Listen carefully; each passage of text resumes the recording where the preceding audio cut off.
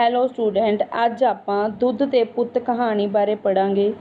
ਇਹ ਜਿਹੜੀ ਕਹਾਣੀ ਹੈ ਬਚਿੰਤ ਕੌਰ ਦੀ ਲਿਖੀ ਹੋਈ ਹੈ। ਬਚਿੰਤ ਕੌਰ ਦਾ ਜਿਹੜਾ ਜਨਮ ਹੈ 8 ਫਰਵਰੀ 1940 ਈਸਵੀ ਨੂੰ ਪਿੰਡ ਪੜੋ, ਨਾਭਾ, ਪੰਜਾਬ ਵਿੱਚ ਹੋਇਆ। ਆਪ ਨੇ ਕਹਾਣੀ ਜਗਤ ਦੇ ਖੇਤਰ ਵਿੱਚ ਕਾਫੀ ਪ੍ਰਸਿੱਧੀ ਪ੍ਰਾਪਤ ਕੀਤੀ। ਆਪ ਨੇ MPhil ਤੱਕ ਉੱਚ ਵਿੱਦਿਆ ਹਾਸਲ ਕੀਤੀ। 1 ਦਰਜਨ ਤੋਂ ਵਧੇਰੇ ਪੁਸਤਕਾਂ ਮਾਂ ਬੋਲੀ ਪੰਜਾਬੀ ਦੀ ਝੋਲੀ ਪਾਈਆਂ। ਮੰਜ਼ਲ ਆਪ ਨੇ MPhil ਤੱਕ ਉੱਚ ਵਿੱਦਿਆ ਹਾਸਲ ਕੀਤੀ। ਪੰਜਾਬੀ ਦੇ ਕਹਾਣੀ ਜਗਤ ਦੇ ਖੇਤਰ ਵਿੱਚ ਬਹੁਤ ਪ੍ਰਸਿੱਧੀ ਪ੍ਰਾਪਤ ਕੀਤੀ ਹੈ। ਆਪ ਦੀਆਂ ਦਰਜਨ ਤੋਂ ਵਧੇਰੇ ਪੁਸਤਕਾਂ ਮਾਂ ਬੋਲੀ ਪੰਜਾਬੀ ਝੋਲੀ ਪਾਈਆਂ ਹਨ। ਇਹਨਾਂ ਵਿੱਚੋਂ ਮੰਜ਼ਲ, ਸੂਹਾ ਰੰਗ, ਸਿਆਹ ਰੰਗ, ਭੁੱਬਲ ਦੀ ਅੱਗ ਪ੍ਰਸਿੱਧ ਕਹਾਣੀਆਂ ਹਨ। ਇਹਨਾਂ ਵਿੱਚੋਂ ਹੀ ਇੱਕ ਕਹਾਣੀ ਹੈ ਦੁੱਧ ਤੇ ਪੁੱਤ।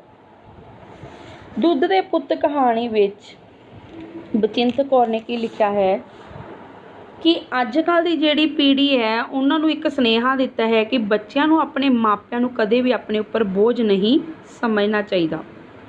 ਅਜੋਕੇ ਦੌਰ ਵਿੱਚ ਨੈਤਿਕ ਕਦਰਾਂ ਕੀਮਤਾਂ ਦਾ ਪਤਨ ਹੁੰਦਿਆਂ ਦੇਖ ਕੇ ਕਹਾਣੀਕਾਰ ਨੇ ਨਸੀਹਤ ਦਿੰਦਿਆਂ ਕਿਹਾ ਹੈ ਕਿ ਮਾਪਿਆਂ ਦੀ ਬੇਕਦਰੀ ਨਹੀਂ ਕਰਨੀ ਚਾਹੀਦੀ।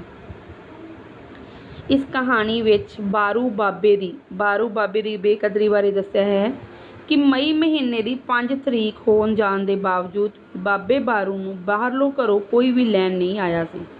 ਭਾਵੇਂ ਉਸਦੇ ਪੁੱਤਰ ਕਰਤਾਰ ਸਿੰਘ ਦੀ ਘਰਵਾਲੀ ਬਾਰੂ ਨਾਲ ਔਖੀ ਹੋ ਕੇ ਬੋਲਦੀ ਤੇ ਬੱਚੇ ਵੀ ਬਾਬੇ ਨੂੰ ਕਿਸੇ ਵੀ ਗੱਲ ਵੱਲ ਧਿਆਨ ਨਹੀਂ ਸੀ ਦਿੰਦੇ, ਪਰ ਫਿਰ ਵੀ ਉਸਦਾ ਦਿਲ ਬਾਹਰਲੇ ਘਰ ਜਾਣ ਨੂੰ ਕਰਦਾ ਰਹਿੰਦਾ। ਉਸਨੇ ਆਪਣੇ ਪੁੱਤਰ ਕਰਤਾਰੇ ਨੂੰ ਵੀ ਇਸ ਬਾਰੇ ਜ਼ਿਕਰ ਕੀਤਾ ਸੀ ਕਿ ਉਸਦਾ ਬਾਹਰਲੇ ਘਰ ਦਿਲ ਨਹੀਂ ਲੱਗਦਾ। ਆਪਣੀ ਮਾਂ ਦੀ ਅੰਤਿਮ ਕਿਰਿਆ ਵੇਲੇ 5 ਭਰਾਵਾਂ ਨੇ ਇਹ ਫੈਸਲਾ ਕੀਤਾ ਸੀ ਕਿ ਉਹ ਆਪਣੇ ਬਾਪੂ ਨੂੰ 3-3 ਮਹੀਨੇ ਆਪਣੇ ਕੋਲ ਰੱਖ ਕੇ ਰੋਟੀ ਖਵਾਇਆ ਕਰਨਗੇ। ਵਾਰੀ ਦੇ ਮੁਤਾਬਿਕ 1 ਤਰੀਕ ਤੋਂ ਹੀ ਉਸਦੇ ਦਿਨ ਪੂਰੇ ਹੋ ਚੁੱਕੇ ਸਨ ਤੇ ਉਸ ਨੂੰ ਰੱਖਣ ਦੀ ਵਾਰੀ ਪ੍ਰੀਤੂ ਦੀ ਸੀ। ਮਜਬੂਰੀ ਵਸ ਬਾਬੇ ਬਾਰੂ ਨੂੰ ਪ੍ਰੀਤੂ ਦੇ ਬਾਹਰਲੇ ਘਰ ਜਾਣਾ ਪਿਆ। ਪ੍ਰੀਤੂ ਦੀ ਵਹੁਟੀ ਬੰਤ ਬਾਬੇ ਦੀ ਸੇਵਾ ਵਿੱਚ ਕੋਈ ਕਸਰ ਨਾ ਛੱਡਦੀ। ਹਫ਼ਤੇ ਵਿੱਚ 2 ਵਾਰੀ ਕੱਪੜੇ ਵੀ ਧੋ ਦਿੰਦੀ ਤੇ ਸਮੇਂ ਸਿਰ ਚਾਹ ਪਾਣੀ ਵੀ ਦੇ ਦਿੰਦੀ ਸੀ। ਉਸਨੇ ਆਪਣੇ ਬੱਚਿਆਂ ਨੂੰ ਵੀ ਬਾਬੇ ਦੀ ਸੇਵਾ ਕਰਨ ਲਈ ਕਿਹਾ ਹੋਇਆ ਸੀ। ਉਸਦਾ ਕਹਿਣਾ ਸੀ ਕਿ ਜੇਕਰ ਉਹ ਵੱਡਿਆਂ ਦੀ ਆਤਮਾ ਨੂੰ ਖੁਸ਼ ਰੱਖਣਗੇ ਤਾਂ ਰੱਬ ਵੀ ਖੁਸ਼ ਰੱਖੇਗਾ। ਪ੍ਰੀਤੂ ਸ਼ਰਾਬੀ ਸੀ। ਉਹ ਜਦੋਂ ਵੀ ਘਰ ਆਉਂਦਾ ਆਪਣੀ ਘਰਵਾਲੀ ਨਾਲ ਬੰਤ ਨੂੰ ਆਵਾ ਤਵਾ ਬੋਲਣਾ ਸ਼ੁਰੂ ਕਰ ਦਿੰਦਾ, ਬੱਚਿਆਂ ਨੂੰ ਗਾਲਾਂ ਕੱਢਣੀਆਂ ਸ਼ੁਰੂ ਕਰ ਦਿੰਦਾ। ਜੇਕਰ ਕਰੀਬ ਬਾਰੂ ਨੂੰ ਆਪਣੇ ਸਮਝਾਉਣ ਦਾ ਯਤਨ ਕਰਦਾ ਤਾਂ ਉਹ ਬਾਰੂ ਬਾਰੇ ਵੀ ਗਾਲੇ ਹੋ ਜਾਂਦਾ। ਉਹ ਉਸਦੀ ਮੰਜੀ ਨੂੰ ਠੇਡਾ ਮਾਰ ਕੇ ਕਹਿੰਦਾ, ਬਾਪੂ ਅਜੇ ਕਿੰਨਾ ਚਿਰ ਹੋਰ ਮੰਜੀ ਨਾ ਪੂਜਣੀ ਮੈਨੂੰ। ਇਹ ਸੁਣ ਕੇ ਬਾਰੂ ਦਾ ਸਾਰਾ ਸਰੀਰ ਕੰਬ ਉੱਠਦਾ ਤੇ ਸਾਰੀ ਦੁਨੀਆ ਉਸ ਨੂੰ ਹਨੇਰ ਜਾਪਦੀ।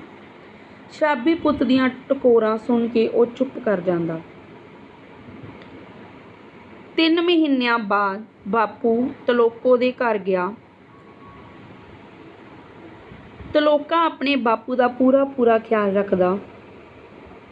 ਜਦੋਂ ਤਲੋਕਾ ਘਰ ਆਉਂਦਾ ਤਾਂ ਤਲੋਕੇ ਦੀ ਘਰਵਾਲੀ ਸਭ ਤੋਂ ਪਹਿਲਾਂ ਬਾਬੇ ਨੂੰ ਰੋਟੀ ਪਰੋਸਦੀ, ਸਭ ਤੋਂ ਪਹਿਲਾਂ ਉਸਨੂੰ ਚਾਹ ਪਾਣੀ ਦਿੰਦੀ ਤੇ ਉਸਦੇ ਕੱਪੜੇ ਵੀ ਰੋਜ਼ਾਨਾ ਧੋਂਦੀ।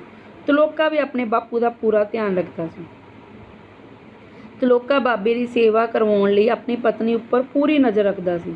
ਉਸਦੀ ਪਤਨੀ ਭਾਵੇਂ ਵੇਲੇ ਸਿਰ ਬਾਰੂ ਬਾਬੇ ਦੀ ਹਰ ਕੰਮ ਕਰਦੀ, ਪਰ ਨਿਕਲਦੀ ਵੜਦੀ ਕੋਈ ਨਾ ਕੋਈ ਚੁਭਵੀਂ ਗੱਲ ਜ਼ਰੂਰ ਕਰ ਜਾਂਦੀ।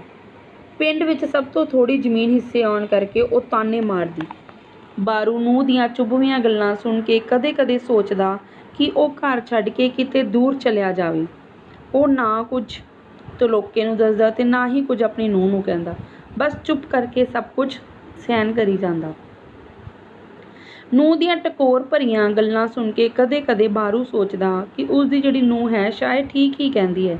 ਤਲੋਕੇ ਦੀ ਤਨਖਾਹ 150 ਰੁਪਏ ਤੇ ਉਸ ਵਿੱਚ ਬੱਚੇ ਵੀ ਪਲਣੇ ਹਨ। ਕਦੇ ਉਹ ਸੋਚਦਾ ਕਿ ਅੱਧੀ ਜ਼ਮੀਨ ਉਹ ਤਲੋਕੇ ਦੇ ਨਾਮ ਲਗਵਾ ਦੇਵੇ, ਕਿਉਂਕਿ ਬਾਕੀ ਦੇ ਸਾਰੇ ਪੁੱਤਰ ਆਪੋ ਆਪਣੇ ਘਰੇ ਚੰਗੇ ਖਾਂਦੇ ਪੀਂਦੇ ਸਨ। ਪਰ ਇਹ ਸੋਚ ਕੇ ਚੁੱਪ ਕਰ ਜਾਂਦਾ ਕਿ ਜੇਕਰ ਉਸਨੇ ਅਜਿਹਾ ਕੀਤਾ ਤਾਂ ਬਾਕੀ ਦੇ ਪੁੱਤ ਪੂਰੇ ਹਿੱਸੇ ਮਰਨ ਲਈ ਤਿਆਰ ਹੋ ਜਾਣਗੇ। ਬਾਰੂ ਦਾ ਪੁੱਤਰ ਦਿਆਲਾ ਪਿੰਡ ਦੀ ਆਪਣੀ ਸਾਰੀ ਜ਼ਮੀਨ ਵਾਹੁੰਦਾ ਤੇ ਬੀਜਦਾ ਸੀ। ਉਸਦੇ ਘਰ ਸਭ ਕੁਝ ਸੀ। ਉਸ ਦੀ ਨੀਅਤ ਖੋਟੀ ਸੀ। ਉਹ ਪਟਵਾਰੀ ਨਾਲ ਮਿਲ ਕੇ ਪਿੰਡ ਦੀ ਸਾਰੀ ਜ਼ਮੀਨ ਉੱਪਰ ਕਬਜ਼ਾ ਕਰਨ ਨੂੰ ਫਿਰਦਾ ਸੀ। ਇਸ ਕਰਕੇ ਉਹ ਪਿੰਡ ਬਾਬੇ ਬਾਰੂ ਨੂੰ ਬੁਲਾ ਕੇ ਰਾਜੀ ਨਹੀਂ ਸੀ। ਕਈ ਵਾਰੀ ਸੋਚ ਕੇ ਬਾਰੂ ਦੁਖੀ ਹੋ ਜਾਂਦਾ। ਕਦੀ ਉਹ ਸਮਾਂ ਵੀ ਸੀ ਜਦੋਂ ਪਿੰਡ ਦੇ ਸਾਰੇ ਲੋਕ ਉਸਨੂੰ ਵੱਡੇ ਪਰਿਵਾਰ ਵਾਲਾ ਕਹਿ ਕੇ ਬੁਲਾਉਂਦੇ ਸਨ। ਆਪਣੇ ਪੋਤੇ ਪੋਤੀਆਂ 'ਚ ਬੈਠਾ ਹੋਇਆ ਉਹ ਕਈ ਵਾਰੀ ਭੁੱਲ ਵੀ ਜਾਂਦਾ ਕਿ ਕਿਹੜਾ ਪੁੱਤਰ ਕਿਸ ਦਾ ਹੈ। ਘਰਵਾਲੀ ਦੇ ਜਿਉਂਦੇ ਜੀ ਉਸਨੂੰ ਕਦੇ ਵੀ ਕਿਸੇ ਗੱਲ ਦਾ ਕੋਈ ਫਿਕਰ ਨਹੀਂ ਸੀ। ਬਾਬੇ ਬਾਰੂ ਨੂੰ ਆਪਣੇ ਕੋਲ ਰਹਿੰਦੇ 4 ਪੁੱਤਰਾਂ ਨਾਲ ਇਸ ਗੱਲ ਦਾ ਇਤਰਾਜ਼ ਸੀ ਕਿ ਉਹ ਉਸਨੂੰ ਇੱਕ ਦੂਜੇ ਵੱਲ ਧੱਕਣ ਲਈ ਜਦੋਂ ਜਹਿਦ ਵਿੱਚ ਰਹਿੰਦੇ ਹਨ। ਉਹ ਆਪਣੀ ਪਤਨੀ ਨੂੰ ਵੀ ਯਾਦ ਕਰਦਿਆਂ ਦੁਖੀ ਰਹਿੰਦਾ। ਉਸਦੀ ਘਰਵਾਲੀ ਉਸਨੂੰ ਕਹਿੰਦੀ ਹੁੰਦੀ ਸੀ ਕਿ ਜਿੰਨੇ ਪੁੱਤ ਬਹੁਤੇ ਹੋਣਗੇ ਓਨਾ ਹੀ ਬਹੁਤਾ ਸੁੱਖ ਬੁਢੇਪੇ ਵਿੱਚ ਮਿਲੇਗਾ।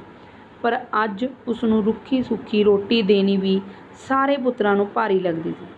ਬਾਰੂ ਬਾਬੇ ਦਾ 5ਵਾਂ ਪੁੱਤਰ ਜੋ ਬਾਹਰ ਨੌਕਰੀ ਕਰਦਾ ਸੀ ਵਿਆਹਿਆ ਨਹੀਂ ਸੀ। ਉਸ ਦੇ ਨਾਲ ਬਾਰੂ ਕੋਈ ਗਿਲਾ ਨਹੀਂ ਕਰਦਾ। ਸਾਲ ਦੇ ਅਖੀਰ ਵਿੱਚ ਬਾਰੂ ਦੀ ਮੁੜ ਫਿਰ ਤੋਂ ਕਰਤਾਰੇ ਦੇ ਘਰ ਜਾਣ ਦੀ ਵਾਰੀ ਆਈ। ਬਾਰੂ ਅੰਦਰੋਂ ਅੰਦਰੀ ਬਹੁਤ ਖੁਸ਼ ਸੀ ਕਿਉਂਕਿ ਕਰਤਾਰੇ ਦੇ ਘਰ ਕੋਲ ਹੀ ਉਸਦਾ ਛੋਟਾ ਭਰਾ ਆਪਣੇ ਇਕਲੌਤੇ ਪੁੱਤਰ ਕੋਲ ਹੀ ਬਹੁਤ ਖੁਸ਼ੀ ਨਾਲ ਰਹਿੰਦਾ ਸੀ। ਬਾਰੂ ਆਪਣੇ ਛੋਟੇ ਭਰਾ ਨਾਲ ਬੈਠ ਕੇ ਕਿੰਨਾ ਚਿਰ ਆਪਣਾ ਦੁੱਖ ਸੁੱਖ ਫਰੋਲਦਾ ਰਹਿੰਦਾ। ਬਾਰੂ ਮਹਿਸੂਸ ਕਰਦਾ ਸੀ ਕਿ ਉਸਦੇ ਛੋਟੇ ਭਰਾ ਨੂੰ ਤਾਂ ਬਟਵਾਰੇ ਦੀ ਕੋਈ ਫਿਕਰ ਨਹੀਂ ਸਤਾਉਂਦੀ ਤੇ ਨਾ ਹੀ ਕੋਈ ਨੂੰਹ ਪੁੱਤ ਵੱਲੋਂ ਸੇਵਾ ਵਿੱਚ ਕੋਈ ਕਮੀ ਹੋਵੇ।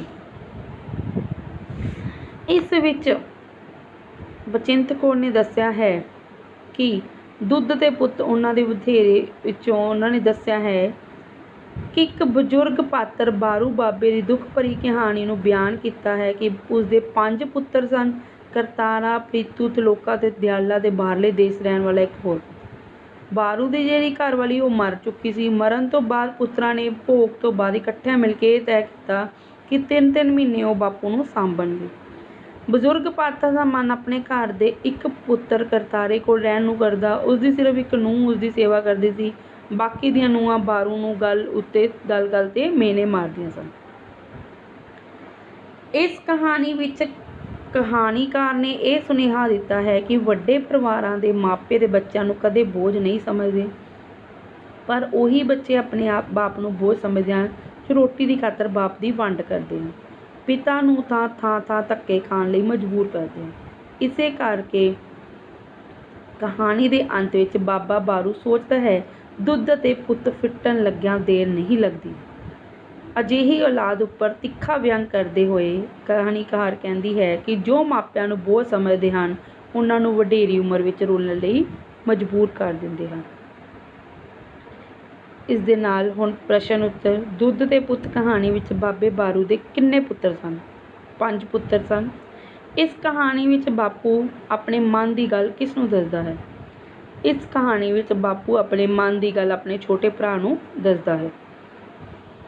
ਮਾਂ ਦੇ ਮਰਨ ਦੇ ਬਾਅਦ ਪੁੱਤਰ ਨੂੰ ਕੀ ਫੈਸਲਾ ਕੀਤਾ? ਮਾਂ ਦੇ ਮਰਨ ਤੋਂ ਬਾਅਦ ਬਾਰੂ ਬਾਬੇ ਦੇ ਪੁੱਤਰਾਂ ਨੇ ਇਹ ਫੈਸਲਾ ਕੀਤਾ ਕਿ ਉਸ ਨੂੰ 3-3 ਮਹੀਨੇ ਆਪਣੇ ਕੋਲ ਰੱਖਣ ਕੇ ਰੋਟੀ ਦੇਣਗੇ। ਬਾਬੇ ਬਾਰੂ ਪ੍ਰਤੀ ਉਸਦੇ ਪ੍ਰੀਤੂ ਪੁੱਤਰ ਦਾ ਕਿਹੋ ਜਿਹਾ ਵਿਹਾਰ ਸੀ? ਪ੍ਰੀਤੂ ਦਾ ਆਪਣੇ ਪਿਤਾ ਦੇ ਪ੍ਰਤੀ ਵਿਹਾਰ ਵਧੀਆ ਨਹੀਂ ਸੀ। ਉਹ ਜਦੋਂ ਦਾਰੂ ਪੀ ਕੇ ਘਰ ਆਉਂਦਾ ਤਾਂ ਉਹ ਕਿਸੇ ਨਾ ਕਿਸੇ ਬਹਾਨੇ ਆਪਣੀ ਘਰਵਾਲੀ ਤੇ ਬੱਚਿਆਂ ਨਾਲ ਝਗੜਾ ਕਰਦਾ ਰਹਿੰਦਾ। ਜੋ ਕੋਈ ਵੀ ਉਸਦੀ ਗੱਲ ਨੂੰ ਨਾ ਉਲਟਾਉਂਦਾ ਉਹ ਜਾ ਕੇ ਬਾਬੇ ਬਾਰੂ ਦੇ ਦੁਆਲੇ ਹੋ ਜਾਂਦਾ ਤੇ ਉਸਦੀ ਮੰਜੀ ਨੂੰ ਠੇਡਾ ਮਾਰ ਕੇ ਉਸਨੂੰ ਜਾਣ ਨੂੰ ਕਹਿੰਦਾ। ਇਸ ਕਹਾਣੀ ਦੇ ਸਿਰਲੇਖ ਤੋਂ ਕੀ ਭਾਵ ਹੈ? ਇਸ ਕਹਾਣੀ ਦੇ ਸਿਰਲੇਖ ਦੁੱਧ ਦੇ ਪੁੱਤ ਤੋਂ ਭਾਵ ਹੈ ਕਿ ਦੁੱਧ ਅਤੇ ਪੁੱਤ ਜੇਕਰ ਠੀਕ ਰਹਿਣ ਤਾਂ ਬਹੁਤ ਵਧੀਆ ਹੈ, ਪਰ ਇਹਨਾਂ ਦੇ ਫਿੱਟਣ ਲੱਗਿਆ ਭਾਵ ਖਰਾਬ ਹੋਣ ਲੱਗਿਆ ਪਤਾ ਨਹੀਂ ਲੱਗਦਾ। ਨੈਕਸਟ ਆ ਗਏ ਵਚਨ ਬਦਲੋ। ਕੱਪੜਾ ਕੱਪੜੇ, ਤਾਰਾ ਤਾਰੇ, ਮੰਜੀ ਮੰਜੀਆਂ, ਬਿਸਤਰਾ ਬਿਸਤਰੇ, ਜ਼ਮੀਨ ਜ਼ਮੀਨਾਂ, ਬੱਚਾ ਬੱਚੇ, ਗੱਲ ਗੱਲਾਂ, ਤਨਖਾਹ ਤਨਖਾਹਾਂ, ਤੰਦ ਤੰਦਾਂ, ਚੋਣਵੀ ਚੋਣਵੀਆਂ। ਬਹੁਤ ਤੱਕ ਸ਼ਬਦਾਂ ਦੇ ਵਾਕ ਬਣਾਓ। ਵਾਕ ਤੁਸੀਂ ਬੱਚੇ ਆਪਣੇ ਆਪ ਬਣਾ ਸਕਦੇ ਹੋ। ਮੈਂ ਤੁਹਾਨੂੰ ਅਰਥ ਦੱਸ ਦਿੰਦੀ ਹਾਂ। ਉੱਤਰ ਦਾ ਅਰਥ ਹੈ ਜਵਾਬ, ਲੈਣਾ ਤੇ ਦਿਸ਼ਾ ਜਾਂ ਸਰੀਰਕ ਜੋੜ ਦਾ ਟੁੱਟਣਾ। ਅੱਗੇ ਆ ਗਿਆ ਦਰ, ਦਰਵਾਜ਼ਾ ਜਾਂ ਦਰਬਾਰ। ਫਲ, ਨਤੀਜਾ ਜਾਂ ਖਾਣ ਵਾਲਾ, ਕੋਈ ਵਸਤੂ ਖਾਣ ਵਾਲੀ। ਰਾਸ ਆਉਣੀ, ਵੱਡੀ, ਰਿਸ਼ਵਤ, ਕਟਾਈ ਕਰਨੀ, ਦੰਦ ਮਾਰਨੇ। ਵੰਡ, ਬਟਵਾਰਾ, ਵੰਡਣਾ ਜਾਂ ਪਸ਼ੂਆਂ ਲਈ ਖੁਰਾਕ। ਇਹਨਾਂ ਦੇ ਵਾਕ ਤੁਸੀਂ ਖੁਦ ਬਣਾ ਸਕਦੇ ਹੋ। ਨੈਕਸਟ ਆ ਗਿਆ ਕਿਰਿਆ ਵਿਸ਼ੇਸ਼ਣ ਦੀਆਂ ਕਿਸਮਾਂ ਦੱਸੋ। ਇਹਨਾਂ ਵਿੱਚੋਂ ਫਸਟ ਹੈ ਉਸ ਦੀ ਇਹ ਗੱਲ 16 ਆਨੇ ਠੀਕ ਹੈ। 16 ਆਨੇ ਠੀਕ, ਇਹਦੇ 'ਚ ਨਿਸ਼ਚੈ ਕਿਰਿਆਵਾਚਕ ਹੈ। ਤਾਂ ਲੋਕਾਂ ਅੰਦਰ ਹੀ ਬੈਠਾ ਸੀ, ਅੰਦਰ ਹੀ ਮਤਲਬ ਸਥਾਨਵਾਚਕ ਕਿਰਿਆ ਵਿਸ਼ੇਸ਼ਣ। ਪਿੰਡ ਵਿੱਚ ਸਾਡੇ ਕੋਲ ਥੋੜ੍ਹੀ ਜ਼ਮੀਨ ਸੀ, ਥੋੜ੍ਹੀ ਮਤਲਬ ਪਰਿਮਾਣਵਾਚਕ ਕਿਰਿਆ ਵਿਸ਼ੇਸ਼ਣ। ਉਸ ਦਾ ਪੰਜਵਾਂ ਪੁੱਤਰ ਨੌਕਰੀ ਲਈ ਦੂਰ ਗਿਆ ਹੋਇਆ ਸੀ, ਦੂਰ ਗਿਆ ਮਤਲਬ ਸਥਾਨਵਾਚਕ। ਗੱਲਾਂ ਕਰਦਾ ਕਰਦਾ ਉਹ ਅਚਨਚੇਤ ਰੋ ਪਿਆ, ਪ੍ਰਕਾਰਵਾਚਕ। ਨੈਕਸਟ ਆ ਗਿਆ ਵਾਕਾਂ 'ਚ ਕਿਰਿਆ ਦੀ ਚੋਣ ਕਰੋ। ਨੂੰਹ ਨੇ ਬਾਬੇ ਨੂੰ ਤਾਨੇ ਮਿਹਣੇ ਦਿੱਤੇ। ਇਹਦੇ ਵਿੱਚੋਂ ਕਿਰਿਆ ਕਿਹੜੀ ਹੈ? ਤਾਨੇ ਮਿਹਣੇ ਦੇਣਾ। ਪੁੱਤਰ ਨੇ ਪਿਤਾ ਨੂੰ ਪਾਣੀ ਪਿਆਇਆ, ਪਿਆਇਆ ਇਹ ਕਿਰਿਆ ਹੈ। ਬਾਬਾ ਤੂੰ ਸਾਰੀ ਉਮਰ ਸਾਡੇ ਲਈ ਕੁਝ ਨਹੀਂ ਬਣਾਇਆ ਇਹਦੇ 'ਚੋਂ ਕਿਰਿਆ ਹੈ। ਪਤਨੀ ਨੇ ਮਰਨ ਤੋਂ ਮਗਰੋਂ ਬਾਬੇ ਦੀ ਦੇਖਭਾਲ ਹੋਣੀ ਚਾਹੀਦੀ ਸੀ, ਦੇਖਭਾਲ। ਬਾਬੇ ਨੇ ਪੁੱਤਰ ਨੂੰ ਆਸ਼ੀਰਵਾਦ ਦਿੱਤਾ, ਆਸ਼ੀਰਵਾਦ ਦਿੱਤਾ। ਅੱਗੇ ਆ ਗਿਆ ਵਰਤਮਾਨ ਕਾਲ ਵਿੱਚ ਬਦਲੋ। ਵਿਦਿਆ ਉਸ ਨਾਲ ਖਾਸੀ ਔਖੀ ਹੋ ਕੇ ਬੋਲਦੀ ਹੈ। ਕਰਤਾਰੇ ਨੇ ਬਾਪੂ ਨੂੰ ਪ੍ਰੀਤੂ ਦੇ ਘਰ ਜਾਣ ਲਈ ਕਹਿ ਦਿੱਤਾ ਹੈ। ਬਾਬੇ ਦੀ ਗੱਲ 16 ਆਨੇ ਠੀਕ ਹੈ। ਸੀ ਦੀ ਜਗ੍ਹਾ 'ਤੇ ਆਪਾਂ ਹੈ ਯੂਜ਼ ਕਰ ਰਹੇ ਹਾਂ। ਤਲੋਕਾ ਬਾਪੂ ਦੇ ਬੁਢਾਪੇ ਨੂੰ ਰੁਲਦਾ ਨਹੀਂ ਦੇਖ ਸਕਦਾ ਹੈ। ਦਿਆਲੇ ਦੇ ਘਰ ਰੱਬ ਦਾ ਦਿੱਤਾ ਸਭ ਕੁਝ ਹੈ। ਇਹ ਸੀ ਬੱਚੇ ਦੇ ਨਾਲ ਰਿਲੇਟਿਡ ਇਹਦਾ ਬੁੱਕ ਵਾ। ਧੰਨਵਾਦ।